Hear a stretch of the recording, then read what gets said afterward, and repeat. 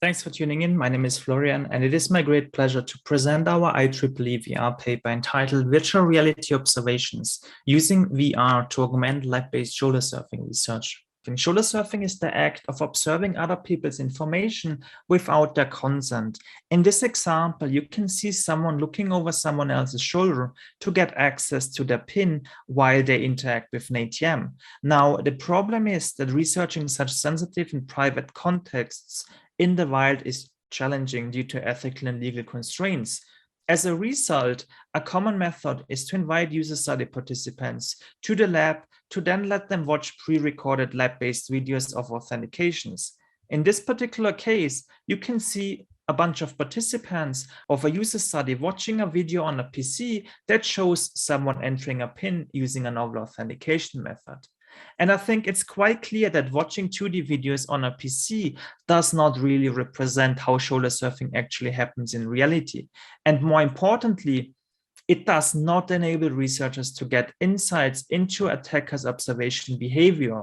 And getting those insights is particularly important because researchers need to understand how attackers behave to incorporate those findings into the design and implementation of usable, secure, and privacy-protecting systems. And this is where VR, combined with traditional user-centered security research, can contribute to more realistic shoulder surfing research. From previous work, we know that VR-based 2D videos form a valid baseline to assess a system's security against such observations. For example, if a researcher wants to evaluate the security of the novel authentication system for mobile devices, they can pre-record videos in VR that show users authenticating and then let participants watch those on a PC to guess the entered PIN. So there is no real-world recording required anymore. You can actually do that in VR already. And building on these previous findings, in this work, we make use of VR's characteristics to provide attackers with the opportunity to position themselves in the authentication environment through traditional keyboard and mouse input, defined as non-immersive VR or desktop VR. Furthermore, we look into immersive VR to allow participants to physically move around in the authentication environment with the aim to provide them with a closer to reality shoulder surfing experience. This means that we compare the impact of 2D videos, non-immersive VR, and immersive VR on the evaluation of security systems and their impact on users' perceived shoulder surfing realism. We conducted a within-subject experiment in the lab with 18 participants to evaluate the different observation methods and to get insights into participants' observation performance when observing authentications in 3 different scenarios. Here we studied ATM authentication and traditional 4-digit PIN and pattern authentication on a smartphone. We compare participants' sense of presence and perceived workload when using the different observation methods and conducted semi-structured interviews at the end of the study to better understand our participants' shoulder surfing experience when using the different observation methods and to pinpoint differences to their prior experiences in the wild. And when we take observations on smartphone PIN authentications as an example, we noticed that immersive VR observations resulted in users successfully observing more PIN entries than when using non-immersive 3D observations and 2D observations. 3D observations actually negatively impacted participants' observation performance compared to 2D video observations, which is a common approach at the moment.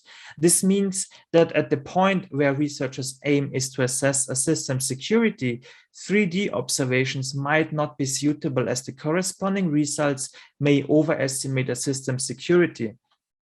There was no significant difference between 2D video observations and VR observations, which suggests that VR observations are suitable for assessing a system's security. When comparing participants' sense of presence between the observation methods, we noticed that VR observations led to a higher sense of being part of the shoulder surfing scenario and to a greater feeling of involvement and experienced realism than watching authentications on a desktop PC. While this is an expected finding with the benefits of immersive VR being well known to the VR community, the advantages of VR over traditional 2D video recordings are particularly interesting for shoulder surfing research because our findings imply that previous lab-based shoulder surfing studies were not necessarily capable of providing participants with a close to reality shoulder surfing experience. Now, what is particularly interesting from a human-centered security perspective is that non-immersive and immersive VR enable researchers to log observation positions and provide researchers with a glimpse into attackers' observation behavior. For example, some participants exploited non-immersive VR's unique affordances to perform observations from positions and angles that would usually require a drone equipped with a camera or surveillance cameras on the corner of a building.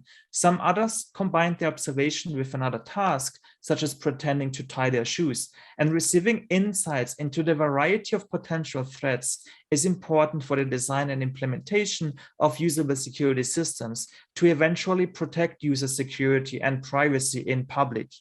Now, our findings show that 2D videos are sufficient when the aim is to evaluate a system's resilience against observations.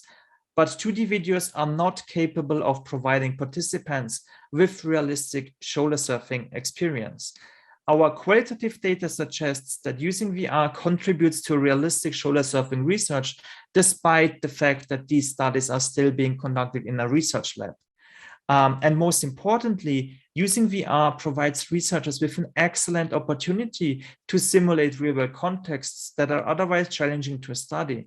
For example, conducting shoulder surfing research on real-world ATMs is close to impossible due to ethical and legal constraints, but with the help of VR, we can actually provide researchers with such simulated environments to allow for more realistic shoulder surfing research.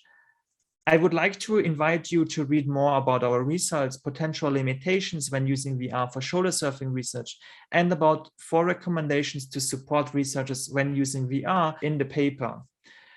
Finally, I want to thank my co-authors, the University of Glasgow and the University of Edinburgh, for funding this research, and all participants who took part in the user study, and the reviewers for the positive feedback. Thanks a lot.